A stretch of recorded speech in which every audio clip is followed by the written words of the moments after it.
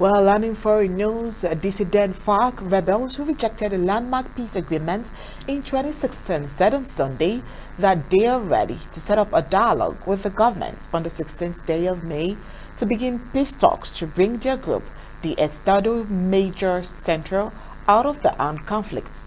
Well, just in case you do not know, FARC dissidents are also known as Carlos Patino Front. Well, it refers to a group of formerly part of the Revolutionary Armed Forces of Colombia.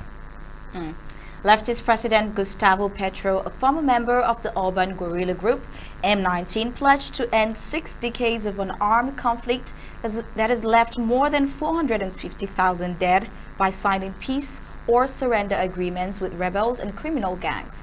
In addition to fully implementing the pact with the Revolutionary Armed Forces of Colombia, that is the FARC, EMC is one of 2 breakaway factions of the FARC and is made up of former leaders and fighters who did not accept the peace deal, which allowed in 2016 the reincorporation into civilian life of 13,000 people who formed a political party and received 10 seats in Congress.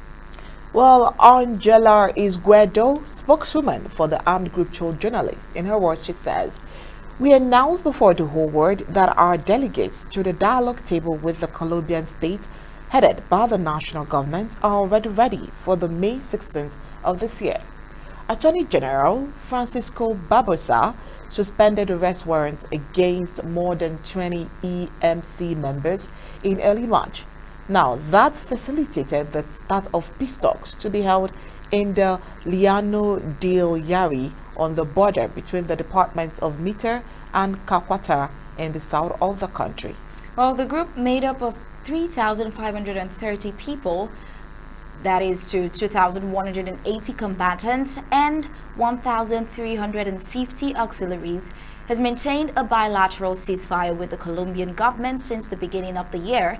The other dissident FARC faction in the Segunda Marquetalia, which in August 2019 returned to the armed struggle, claiming that the state failed to comply with the peace agreement.